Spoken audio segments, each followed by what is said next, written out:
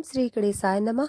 जय श्रीमन्नारायण, जय आदिशक्ति माता, जय भोलेनाथ, जय माता पार्वती।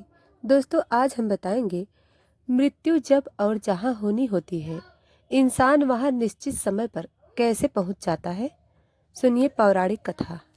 काल से कौन जीता है। मानव जीवन के समय परिस्थिति और स्थान बड़ी भूमिका अदा करते हैं। कई बार जो कुछ भी घटित होना होता है, उसी के अनुरूप परिस्थितियां बनती चली जाती हैं। कलयुग में एक ही चक्रवर्ती सम्राट हुए हैं और वो थे सम्राट विक्रमादित्य, जिनके नाम पर भारतवर्ष में विक्रम संवत की शुरुआत हुई।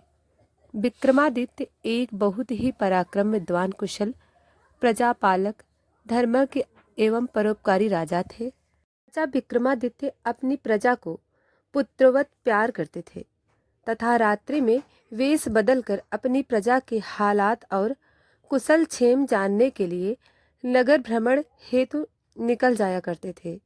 एक बार यूं ही राजा विक्रमादित्य वेश बदलकर देर रात्रि में नगर भ्रमण हेतु निकले।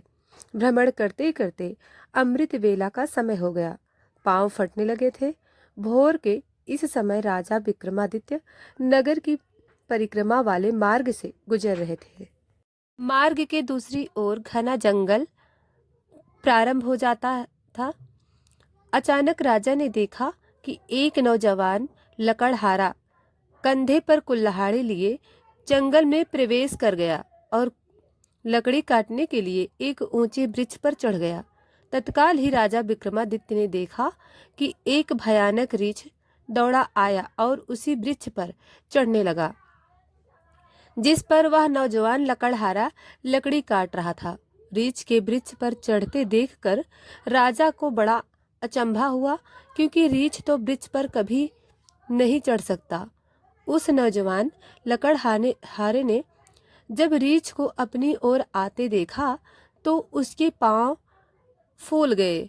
भय के कारण उसके हाथ से वृक्ष की टहनी छूट गई और पृथ्वी पर गिरकर उसके प्राण पखेरु उड़ गए।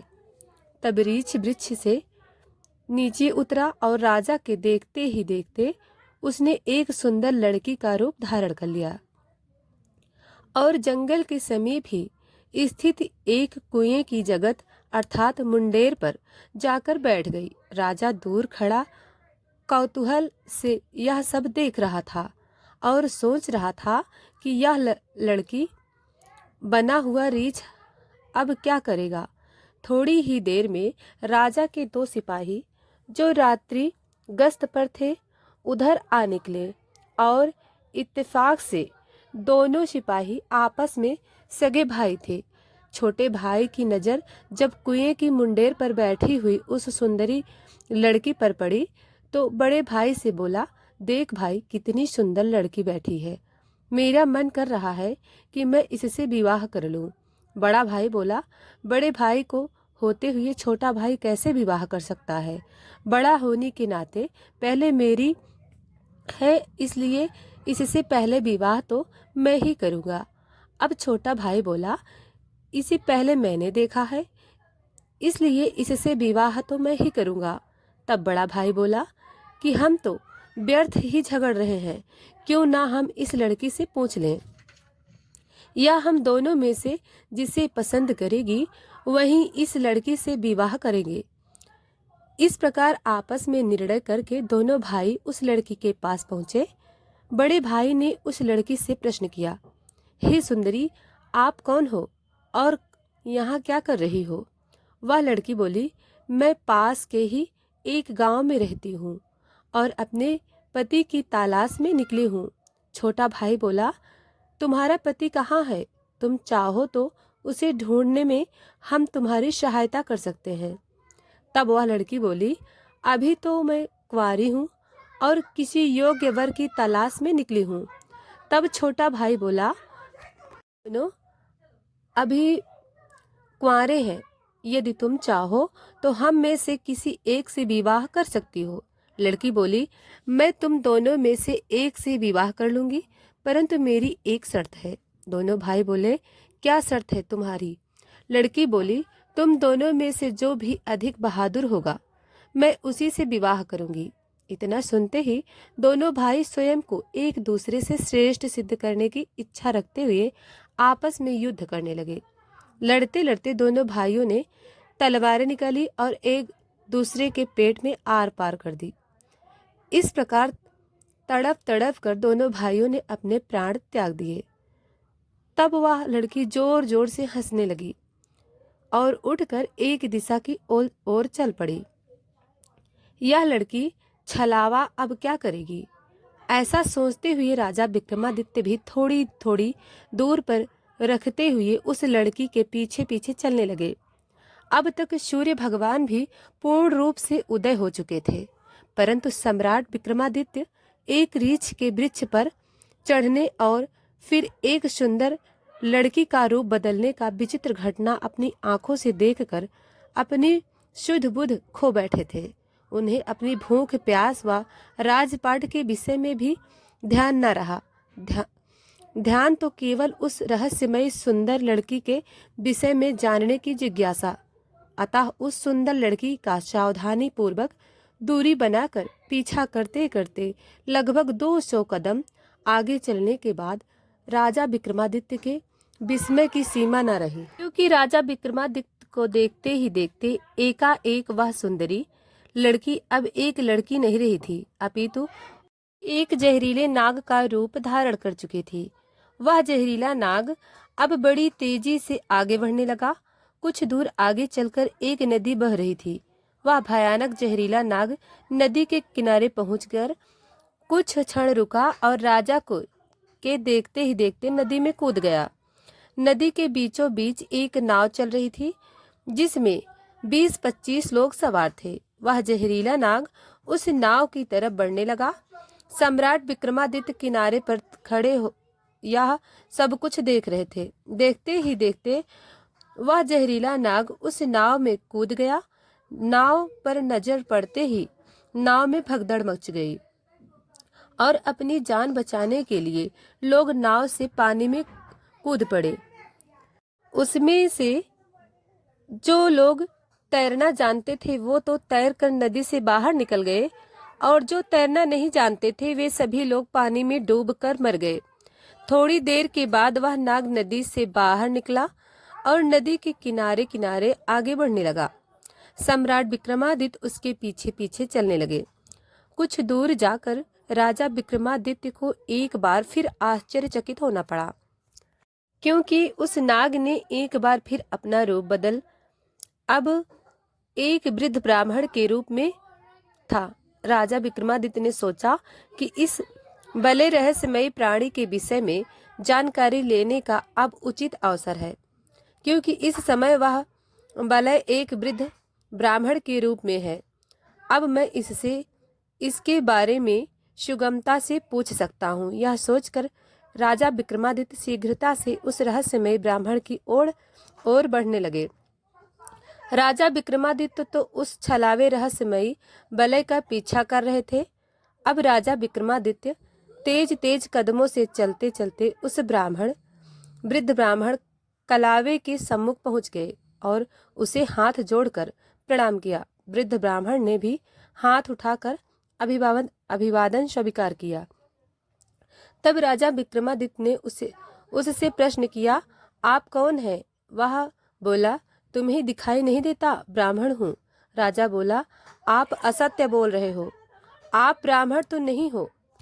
वह बोला, तो फिर तुम बता दो मैं कौन हूँ? राजा बोला, तुम वो नहीं हो जो नजर आ रहे हो। वह बोला, मैं जो कुछ भी हूँ तुम्हें इससे क्या लेना देना? तुम अपने काम से काम रखो और अपना रास्ता नापो। राजा बोला, मैं सच्चाई जाने बिना आपका पीछा नहीं छोड़ूंगा, आपको सच्चाई बताने ही पड़ेगी।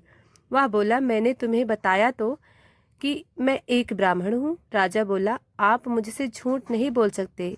मैं आपका तब से पीछा कर रहा हूँ जब आप रीछ बने हुए थे। उस समय आपने उस नौजवान लकड़हारे को मारा, फिर आप एक सुंदर लड़की बने और उन दोनों सिपाहियों भाइयों को एक दूसरे के हाथों मरवा दिया। फिर आपने एक जहरीले नाग का रूप धारण करके नदी में छलांग लगा दी और नदी पार कर रही नाव में घुस गए और तुम्हारी दहशत के कारण नाव में सवार यात्रियों में भगदड़ मच गई। नाव पलट गई और आधे यात्री नदी में डूब गए और मर गए। अब आपने वृद्ध ब्राह्मण का रूप धारण किया हुआ है। अब सीधी तरह से सच बता दो, आप कौन हो? वह बोला, यदि ना बताऊं तो? यह सुनकर राजा ने अपनी तलवार निकाल ली और बोले, तो फिर मरने के लिए तैयार हो जाओ। तुम जानते नहीं, यह राजा विक्रमादित्य की नगरी है और मैं राजा का वफादार नौकर हूँ। इस धर्मात्मा राजा की नगरी में इतने लोगों की जान लेकर तुम जीवित बचकर नहीं जा सकते। अब मरने से पहले जल्दी ये बता दो कि तुम कौन हो। राजा विक्रमादित्य की यह धमकी सुनकर वह ब्राह्मण जोर जोर से खिलखिलाकर हंस पड़ा और बोला, मैं जानता हूँ कि यह महाप्रतापी सम्राट विक्रमादित्य की राजधानी है और मैं यह भी जानता हूँ कि तुम विश्व प्रसिद्ध सम्राट विक्रमादित्य हो। फिर भी एक बात जान लो कि तुम मुझे नहीं मार सकते, बल्कि एक दिन ऐसा आएगा कि मैं ही तुम्हें मरने के लिए विवश कर दूंगा। उसकी यह बोल सुनकर राजा विक्रमादित्य सोचने लगे कि जिसने इस वेश में भी मुझे पहचान लिया वह कोई छोटी मोटी हस्ती तो हो नहीं सकती। तो राजा थोड़े विनम्र होकर बोले, अब आपने मुझे पहचान ही लिया है तो कृपया आप बताइए कि आप वास्तव में कौन हो। तब वह ब्राह्मण बोला, किसी ने सत्य ही कहा है कि संसार में 4 प्रकार के हठ प्रसिद्ध हैं। राजा हठ बाल, हठ त्रिया, हठ योग। हठ तुम राजा हो, राजहठ पर अड़े हो। बिना मेरी सच्चाई जाने तुम मानोगे नहीं, इसलिए मुझे बताना ही पड़ेगा कि मैं कौन हूँ। अतः राजन, अब ध्यान लगाकर सुनो कि मैं कौन हूँ और तुम्हारी राजधानी में क्यों आया हूँ। तब उस वृद्ध ब्राह्मण ने बताना शुरू किया, हे राजन, मैं तुम्हें बताता हूँ कि मैं कौन हूँ। जो भी मैं बताऊंगा एक एक शब्द ध्यान लगाकर सुनना। मेरा नाम काल है। तुम जानते हो कि इस संसार में जितने भी प्राणी जन्म लेते हैं उनकी मृत्यु निश्चित है। इसलिए इस भूमि को मृत्युलोक भी कहा जाता है। जब प्राणी माता के गर्भ में आता है तो उसके पूर्णांग बनने के बाद आत्मा उसमें प्रवेश करती है, अर्थात वह सजीव हो उठता है। उसी समय उसकी मृत्यु का समय, स्थान और परिस्थिति अर्थात मृत्यु किस प्रकार से होगी यह भी विधाता की ओर से निश्चित कर दिया जाता है।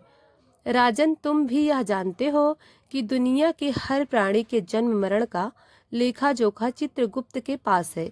जब भी किसी प्राणी की मृत्यु का समय आ जाता है तो वह धर्मराज को सूचित करते हैं। अब क्योंकि सभी प्राणियों की मुक्ति मृत्यु का विभाग भगवान शिव के पास है, अतः धर्मराज उस प्राणी को मृत्यु प्रदान करने की आज्ञा भगवान शिव से मांगते हैं। जब भगवान शिव आज्ञा दे देते हैं तो धर्मराज मुझे अर्थात काल को आज्ञा देते हैं। तब मैं मृत्युलोक अथवा पृथ्वी पर आता हूँ। मुझे यह पता होता है कि किस प्राणी की किस समय किस स्थान पर और किस परिस्थिति में मृत्यु होगी। मैं उस प्राणी को निश्चित समय पर उसी निश्चित स्थान पर लेकर जाता हूँ अथवा पहुँचा देता हूँ जहाँ पर उसकी मृत्यु लिखी हुई है अथवा निश्चित है, और जिस प्रकार से उसकी मृत्यु लिखी गई है मैं उस स्थान पर वैसी ही परिस्थिति अथवा हालत बना देता हूँ। उस लकड़हारे को मैंने नहीं मारा। राजा विक्रमादित्य बोले, तुम फिर झूठ बोल रहे हो। मैंने स्वयं अपनी आंखों से देखा है कि उस लकड़हारे की मृत्यु का कारण तुम ही थे। वृद्ध ब्राह्मण बोला, बेशक कारण मैं बना, लेकिन सांसारिक लोग तो यही समझते हैं कि लकड़हारे की मृत्यु वृक्ष से गिरकर वृक्ष की टहनी टूटने के कारण हुई थी, और फिर मुझे तो मृत्यु देव धर्मराज के आदेश का पालन करना पड़ता है। उसकी मृत्यु वृक्ष पर गिरने के कारण लिखी गई थी, इसलिए मैंने रीछ बनकर वैसी ही परिस्थितियां व हालत पैदा कर दिए। नहीं तो जरा सोचो, यदि असली रीछ होता तो क्या कभी पेड़ पर चढ़ पाता? कदापि नहीं। परंतु वह तो मैं था और मेरे लिए तो कुछ भी असंभव नहीं है। अगर उन सिपाहियों भाइयों की बात करें तो उनको भी मैंने नहीं मारा। उनकी मृत्यु एक दूसरे के हाथों लिखी थी, अतः उनके लिए मुझे सुंदर लड़की बनना पड़ा। नाव में सवार कुछ लोगों की मृत्यु पानी में डूबने से लिखी थी, इसके लिए मुझे भयानक नाग का रूप धारण करना पड़ा। राजन, मुझे लगता है कि अब तो आप अच्छी तरह समझ गए होंगे कि मैं कौन हूँ और तुम्हारी नगरी में क्यों आया था, और यह भी समझ गए होंगे कि समय, स्थान और परिस्थिति की सांसारिक प्राणी के जीवन में कितनी बड़ी भूमिका होती है। राजा विक्रमादित्य ने वृद्ध ब्राह्मण की रूपी काल की बात बड़े ध्यान से सुनी और गंभीर हो गए। काल कहने लगा, हे राजन, अब मैं चलता हूँ। राजा विक्रमादित्य बोले, हे कालदेव, आपने मुझे बहुत अच्छी जानकारी दी, इसलिए मैं आपका बहुत आभार व्यक्त करता हूँ। कृपया जाने से पहले मेरी एक प्रश्न का उत्तर देते जाइए। कालदेव बोले, पूछो, क्या पूछना चाहते हो? शीघ्र पूछो, मेरे पास इतना समय नहीं है। राजा विक्रमादित्य बोले, कृपा करके मुझे यह बताइए कि मेरी मृत्यु कब, किस स्थान पर, किस प्रकार होगी? कालदेव बोले, हे राजन, मैं यह तो बता सकता हूँ कि तुम्हारी मृत्यु कहाँ और किस प्रकार से होगी, परंतु यह नहीं बता सकता कि तुम्हारी मृत्यु कब होगी। राजा विक्रमादित्य बोले, हे कालदेव, मृत्यु का समय बताने को मैं आपको क्या आपत्ति है? कालदेव बोले, हे राजन, यदि मैंने पहले ही आपको मृत्यु का समय बता दिया तो इसी क्षण से आप चिंताग्रस्त हो जाएंगे, और आप तो जानते ही हो कि चिंता चिता के समान होती है। अभी तो आपको अपने शासन काल में बहुत ही शुभ और जन कल्याण करने हैं। राजा विक्रमादित्य बोले, चलो समय न सही, यह तो बता दो कि मेरी मृत्यु कहाँ और कैसे होगी। कालदेव बोले, सुनो राजन, तुम्हारी मृत्यु तुम्हारे ही महल में सीढ़ियों पर से पांव फिसल कर गिरने के कारण से होगी। इतनी बात सम्राट विक्रमादित्य को बताकर वृद्ध ब्राह्मण रूपी काल शीघ्रता से एक दिशा की ओर चल पड़े और कुछ दूर जाकर विलुप्त हो गए। इस वक्त तक सूर्य भगवान भी पूर्ण रूप से अस्त हो चुके थे। चारों तरफ अंधकार छा गया था। राजा विक्रमादित्य अब तक शारीरिक और मानसिक रूप से थक चुके थे, अतः वन में गहन सोच विचार के लिए हुए तेज कदमों से अपने महल की प्रस्थान कर गए, और आगे चलकर सचमुच में ही ऐसा हुआ। राजा विक्रमादित्य की मृत्यु अपने महल की सीढ़ियों से फिसलकर गिरने के कारण हुई थी, और इस कथन की पुष्टि इतिहासकारों ने की है। तो दोस्तों, अगर वीडियो पसंद आई हो तो चैनल को सब्सक्राइब करें। धन्यवाद।